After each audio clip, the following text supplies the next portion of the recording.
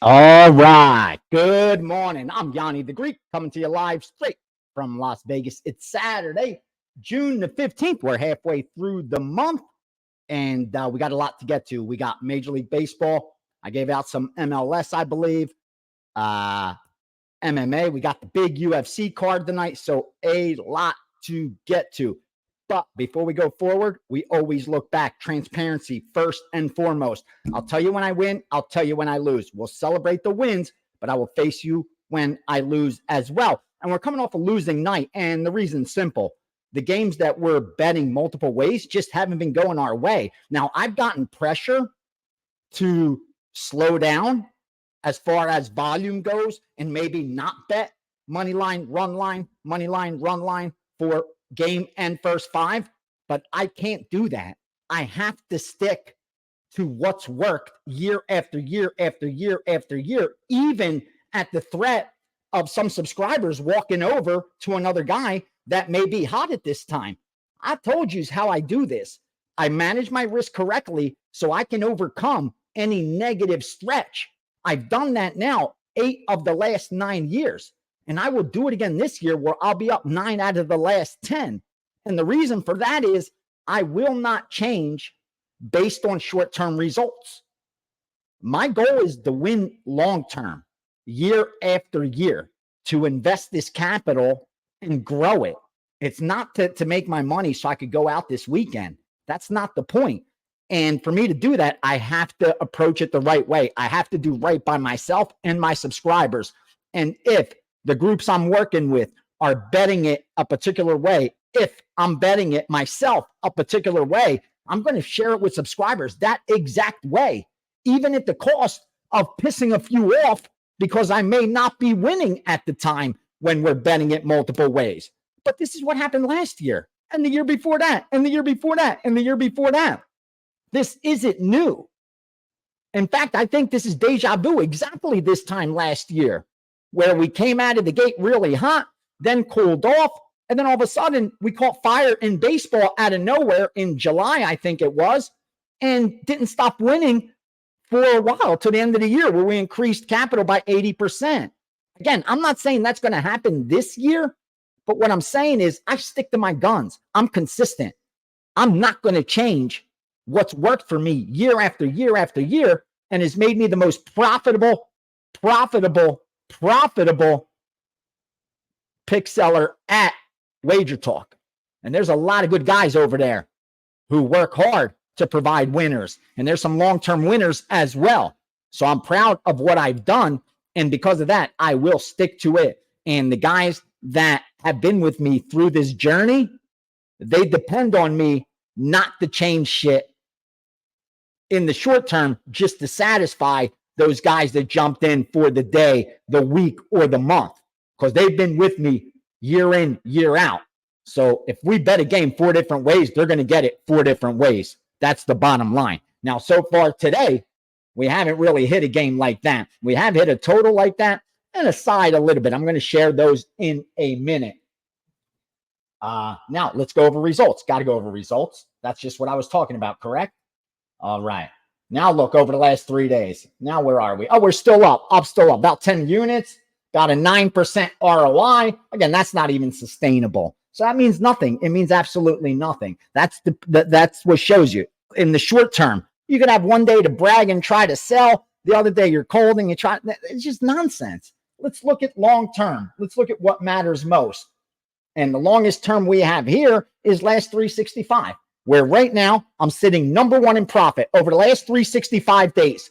There's not a single pick seller, handicapper at Wager Talk that's produced more profit than I have doing it this way. So we're going to continue doing it this way so we can stay number 1. If you like money, follow along. Numbers do not lie.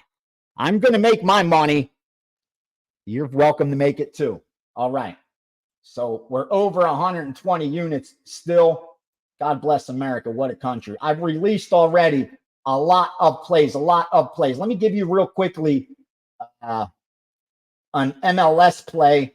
I had a little trouble moving because a lot of books didn't have a number yet. But we just bet that. Where did that go? Okay, FC Cincinnati and San Jose. We're taking the +2.5, the +0.25 with FC Cincinnati. All right. Just sharing that with you guys. Now we're going to move into some Major League Baseball and then, of course, some MMA before I get into these questions. That's what I live for. The questions. That's where I can share as much knowledge and experience with you guys. The picks are coming. But the picks are meaningless unless you manage your risk correctly. I promise you that. I lost money moving Billy Walters NFL, if you could believe that.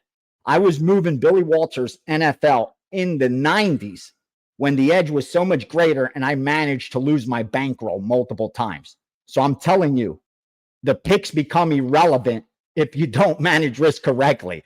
I'm not embarrassed to say it because that's the education part of it that I needed to go through. That's why I tell you, I have an Ivy League education. I paid more. You could have went to Harvard, got a master's, and you probably would have spent less than I spent on this gambling education. So with that said, let's get to this Major League Baseball. I'm going to give you the ones we multiple bet. All right, let's start off with Miami, Washington. We went over 8.5 and 9, over 8.5 and 9, and also over 4.5 in the first 5. So that's Miami, Washington over, game over, first 5. We also bet Tampa Bay plus 120 or better money line, and Tampa Bay also first 5. So that's Tampa Bay as a dog on the money line and Tampa Bay first 5. And do I give them one more? I don't want people getting pissed off. I actually had a guy say, "Why your subscribers are going to get mad." Dude, you know how much volume I give my subscribers? I could give you the entire card today and they're not going to get upset.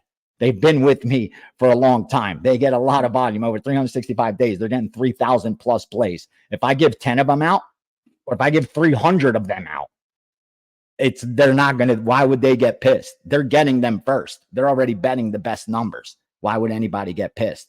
Right now, you're getting a play as we're doing this. That's correct. Korea. K-League 1. So we're going to soccer. We're going to Asia. We're going to South Korea. K-League 1.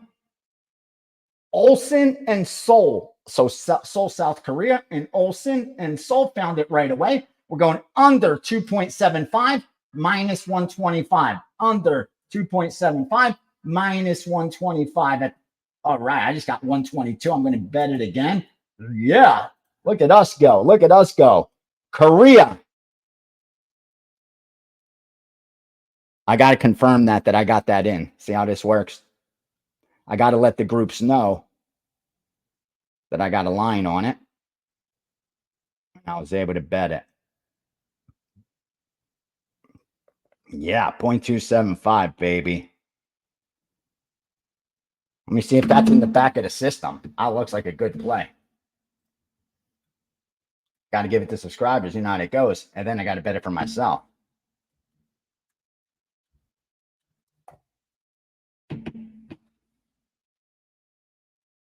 Oh, there we go. Seoul and Olsen, baby. Total. 3% play. Minus 125, I said. Yeah, I'll give it 125. Why not? 207. 357. We're going under 2.75 minus 125.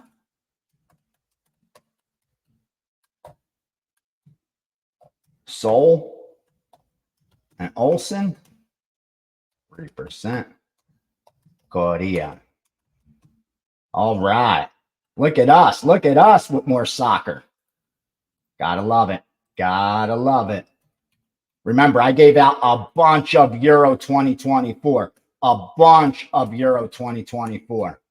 You remember what we've done in World Cup in the past in those Euros. It's like stealing. So on you whether you want to follow fate or ignore, but I can promise you no one's gotten rich betting against us when it comes to soccer. So I got to bet this too. See, like I told you, I don't lie.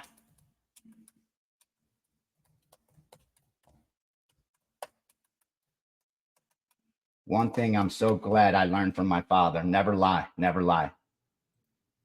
So true. And here's why. Here's why.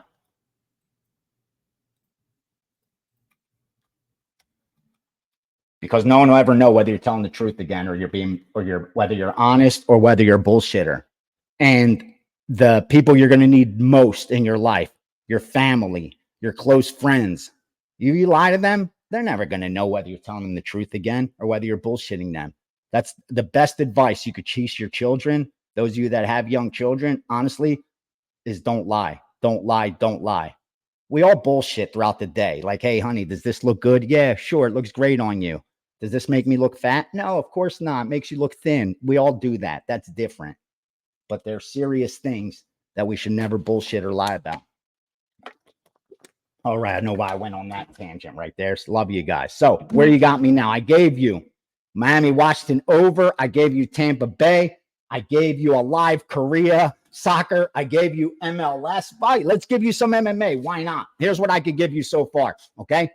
Ulanbekov got canceled. So I'll take that off. Ulanbekov got canceled. So that's off. Tagir. All right. Here's what I got. Here's what I got. I got a 4, and I'm going to give a lot more volume to my subscribers. I'm actually going over MMA as we speak when I get off of this, because I have to do a video. Make sure you check it out. It's going to be on Instagram at Greek_Gambler and on TikTok at Greek_Gambler7, because I have to make up $230 of my bankroll from UFC on the line. The Ulanbekov fight got canceled, so I need to make that up. So I have to put out a video on social media to document where that $230 is going. So you want to get that free pick as well. It'll be a premium for sure. Head on over to Greek_Gambler on Instagram. Make sure you give me a follow. Here are the two I gave out so far. I gave out Tatsuro Taira at -175 for a 4% play. Now, we did our job there, because from what I look, I think he's up to what, -200 or so now? Let's look. Taira's -230. That's doing your job. I got down -175. He's -230 right now. I can't determine how he's going to fight today. Maybe he wakes up with a headache. Maybe his chick got pissed at him. Maybe his boyfriend got pissed at him. I don't know. It's his personal life. He can do whatever the hell he wants. What I'm saying is we don't know.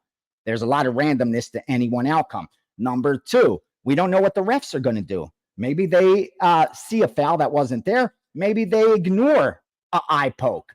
Or we don't know what the judges. How many times have the judges got it wrong? We all see it one way. They see it another. So we can't determine that randomness that's going to affect the outcome in the short term. But we can control this, placing good bets. That's what I need to get across. The job is placing good bets, knowing that they will lose. You'll just cash a lot more than you trash. But good bets lose all the time, just like bad bets win all the time. That's the disconnect that most recreational bettors can never get over. They think a winning bet's a good bet, that if it wins, it's a good bet, that if it's plus money, it had value. Dude, nothing could be further from the truth. A -5,000 could be the best bet on the board.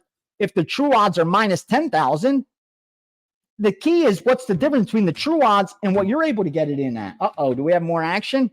You can't even make this up. Okay, no. It wasn't a play. All right. So we know we're on Tatsuro Taira. Whether you're going to piggyback, that's on you. I wouldn't bet it as a 4% play because obviously most of the value has been extracted. We got down -175. It's -230 right now. Let me just look exactly, because we don't like to guess here. And I'm not going to act like off the top of my head I could just pull this shit out. Most numbers I can, but not all. But -175, 63.5% implied win probability. -230, 69.5% implied win probability. So there's a 6%. We just gained 6% in implied win probability. You ain't going to gain bigger edges than that. That's the game. So if you're betting Tatsuro now, you've lost 6% in implied win probability. So why would you ever max bet it like I did? Because now you're predicting the outcome. Meaning, if Ace wins, I'm going to win too. No, because we're going to have two different bets. You got to disconnect from predicting the outcome to finding good numbers. It's a numbers game. It's not about predicting outcomes. It's about finding inefficiencies, jumping on them, and being right. That's being right. Me determining that Tatsuro Taira at minus 175 is inefficient, I was proven correct by the fact the market is now minus 230. So I was right, regardless of what happens. Try to explain that to a new bettor, they're going to tell you you're fucking nuts. But that's why 99.5% of all sports bettors have negative lifetime earnings. That's the facts. That's just the truth. 99.5% of people betting sports right now are down money. I'm not. I'm up money. So you could listen to who you want to listen to, but numbers do not lie. You don't have to like me. You don't have to like my personality, my voice, these teeth, nothing. The smile, the good looks. You don't have to like any of that. The success, you don't have to like any of that. I'm just trolling. Relax.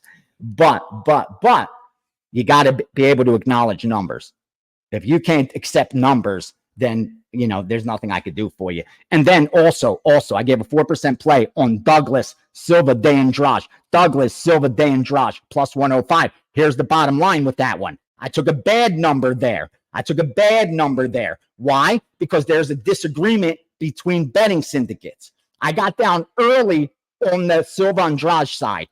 The guys I work with who bet that side thought he should be the favorite. They said, Ace, any plus money you get on this guy, you take it because it's a coin flip at worst.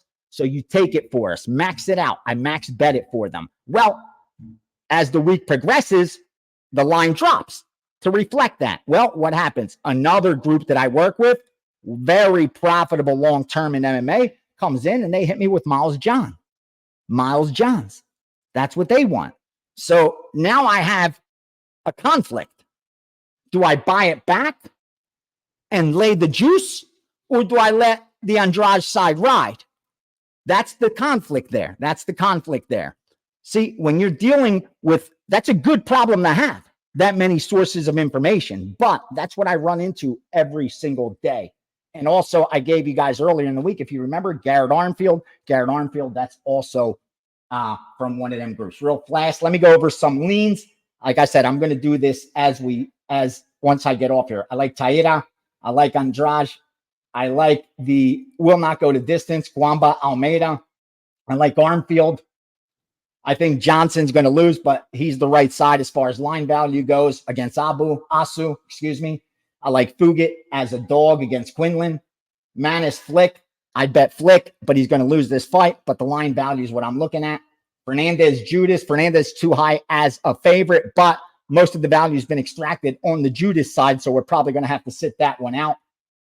Sergey Wilson, again, you're paying too much. We catched with Sergey in his last fight, but coming off of that, I think you're paying too high of a premium there. It's dog or pass, probably a pass.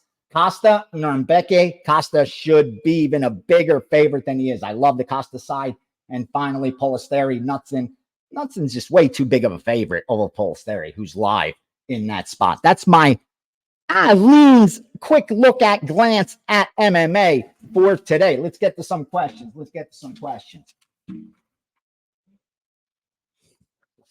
All right. Really appreciate the live bet tips. This is deviled blue, but also listening to the advice of risk management strategies that you've gone over. Thank you, sir.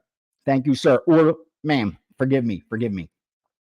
Totally understand the percent limits on each bet being the 0.25% up to 1.25, as you said. Curious to hear your thoughts on total aggregate risk at any given time, meaning how much of your bankroll do you typically, or are you comfortable having extended at any given time? So, for example, if you make a bunch of 1% bets, how many 1% bets are you comfortable having out at one time? Great question.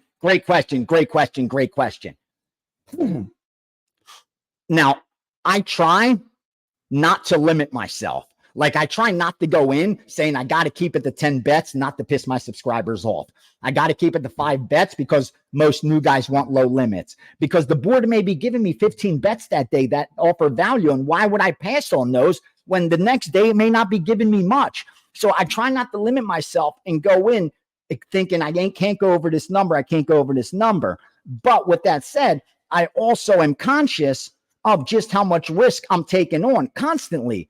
The reason I flat bet everything for less than 1%, which is the majority, almost all our bets are 3%, is for that very reason.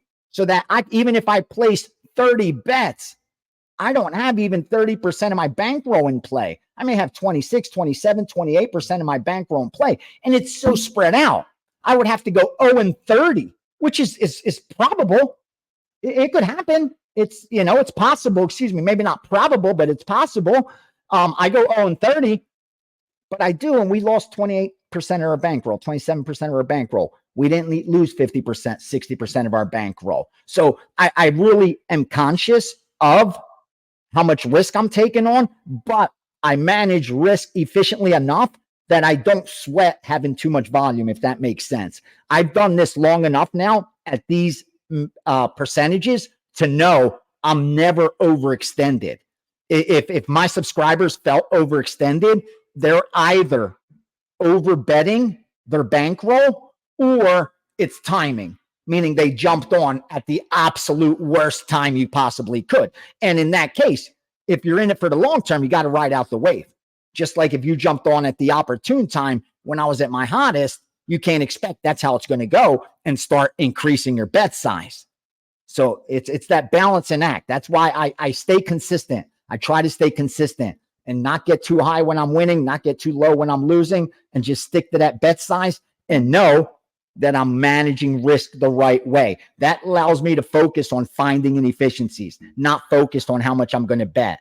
That's already figured out. Once you figure that part out, one less thing to deal with, one less issue to deal with. You already know how much you're betting. That's not an issue anymore. So keep that in mind. It will make life easier. All right, Brandon the T-Ford. All right. I'm going to buy your baseball package. My man, welcome to the team. On average, how many plays do you release per day? And do you include any type of write-up for them? I love the question. Thank you, Brandon. Thank you. It changes. I mean, there's you could go to the bigmoves.com, and if you go under Gianni the Greek and click documented plays, you'll see my documented plays going back to 2017. That'll give you an idea if you want to scroll through to see the amount of plays I give out in Major League Baseball. But I would say we do more volume in baseball than most other sports because there's just more opportunity and more inefficiencies. Example today, 1, 2, 3, 4, 5, 6, 7, 8, 9, 10, 11. We got 11 positions today. Now that's a little more than average, I think, but not too much more. And you have to remember, everything's a 3% play except one. So we're betting 0.75% on 11 plays. That's less than 10% of our bankroll spread out in Major League Baseball. And now we're going to do the same with MMA and another sport. That's how I approach it. So if you're going to jump on board with me, Brandon, the only thing I ask is you give yourself the opportunity to make money. And for that to happen, you got to bet size correctly. You can't keep figuring that part out. You have to, as soon as you sign up with me, you know what your bankroll is. You know what 0.25% of that bankroll is. That's your unit size. Stick to it. Give me 3 months. Give me 6 months. Give me that. Do that. Or give that to yourself. You're investing in me. At least do it the way I'm urging you to and see if my way works. If it doesn't, bro, come back to me and tell me, Ace, you're wrong. I followed you for a year and I lost money. This is what happened. And I'll talk. That's what the steam room's for. The steam room, I have it every week. I face my guys. Go ahead. I know them by name now. Tell me where you're at in your betting journey. Tell me how much you started with me. Tell me where you're at. And let's go over. Why are you down when I'm up? Let's fix this. Let's fix this. Dude, I'm on your side. I'm on your side. My number one goal is for every subscriber to profit if I profit. That there are 0 reasons anyone should lose money when I turn a profit at the end of the year. 0 reason, 0, unless they made the mistake. And the reason I'm doing this every day, tapes like this, the reason I have the steam room is to try to put bettors on the right path. Now, as far as a write-up, I can't waste my time with that. Forgive me. No disrespect to those that do a nice long write-up. And if they only have 1 or 2 or 3 plays, maybe you have time for that. I don't. I'm trading. I'm looking for inefficiencies. If I need to explain to my guys every single reason I'm placing a bet, then they haven't been following me. I've done enough videos, enough TV, enough radio, enough podcasts, enough to show exactly what I bet, why I bet it, and what I'm looking for. Now, if my subscribers need me to go take other people's information and act like it's mine to make them feel like I'm justifying the play, I can't do that, because I'm going to tell you, I've been in this industry long enough. Here's how it works. I've worked with so many cappers, different sites. Here's how it works. Okay. Capper gets up, works on the board. He looks, oh, Tatsura Taira. I'm going to bet Taira. And then what do? You go and you find data and trends that support Taira. It wasn't the trends in the data that took you to Taira. You already picked Taira. Now you're just using the data and the trends to support your pick. Dude, that's a waste of my time. None of that information's proprietary. Anyone could pick that off of the internet. That he's 2-2 over his last 4 with a 2.1 ERA. Dude, that's not going to help you. You could read that yourself, and if that's going to help you pick a winner, you don't need me. So again, not to knock those guys that write those long write-ups, but what I'm telling you is, how many times does the game play out the way they're predicting? Almost none. And the one time it does, they don't never stop letting you hear about it. And how much of that reasoning is actually proprietary, their own stuff, not stuff that you could go pick up off the internet? And finally, how much of that actually drove them to the pick instead of they had the pick and then found the stuff that support it? Because I can promise you this, that same capper that just wrote a bunch of shit on why you should bet Taira can do the exact same thing for Perez. If he liked Alex Perez, he'll just go and find the shit that supports Perez and ignore the shit that supports Taira. Dude, I've been in the industry long enough. I've seen the write-ups that are out there. That's why I don't waste my subscribers' time with that shit. Their job is to find outs, books so they could shop for good lines and solid books that are going to pay them. I'm not wasting my subscribers' time with reading a bunch of nonsense that if they feel like reading it, they could find it on their own. It's nothing that I'm going to light their eyes up with. And again, the reasoning, you've been following me for more than a week. You know who I work with. You know what I look for. Thank you, Brandon, for giving me that opportunity to lay that out. I know there's a lot that have that same question, so thank you. Chris Lawrence, what site do you recommend for trading? I use a couple. Right now I was on TD Ameritrade, but that was also bought out by Schwab. So I trade on Schwab, I trade on Merrill Edge, and Interactive Brokers. Those are the 3 that I work with, because I swing trade, I day trade, and then I hold. So I keep one brokerage for my day trades, I keep one brokerage for my swing trades, and I keep one brokerage for the ones that I'm holding long, the blue chips. Like when I, found Google at $88, $98, whatever it was a year ago in November 2023, I bought all those stocks. I bought Google, I bought Apple, I bought Tesla, I bought, the Tech 5. They were all down below that $100 range when the interest rate got up so high and inflation got up to 9%. And everybody thought the Great Depression was coming. The Great Depression isn't coming yet. It's coming. It's just not coming yet. You got about 5.5 years, 5 years before that comes. So we got time to save our money, and I hope I'm wrong. But at the end of this year, it will get bad. Rest assured, it's going to get bad. I hope I'm wrong, but it's not going to get better. It's going to get worse. So I urge you, don't tack on credit card debt right now. You don't want to do that, especially at the highest possible interest rates that we have. Don't add more credit card debt, whatever you do, and try to save cash, try to stockpile cash. It will be valuable. If you can't sit on your cash, then put it in the gold. Put it in the gold. Gold's heading to that 3,000. It may be the end of 2025, but we're going to 3,000. I mean, gold's going to keep going up. It's not going to go down. You saw that the central bank in China until last month was buying every month. They dumped U.S. bonds for gold.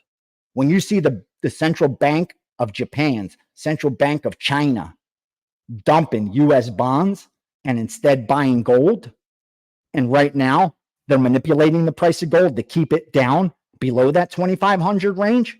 Dude, you know what's coming. I mean, this ain't the first time we saw it. I was alive for it. I mean, it just happened in 2007, 2008. This same thing, the euphoria in the markets. Remember the .coms in 2000? Like, I've seen this now twice. I saw it in 2000 with the .coms. I saw it in 2007, 2008 with the housing crisis. Now we're going to see it with the tech shit, with NVIDIA and all those giants. Come on, like, it's not going to tumble over with this interest rate being the way it is. I love it. If you've made your money riding this wave up, good for you. Grab that shit. Take it out of there. So, Chris, that's what I recommend. That's what I recommend. Hold on, I got a little question here, I think.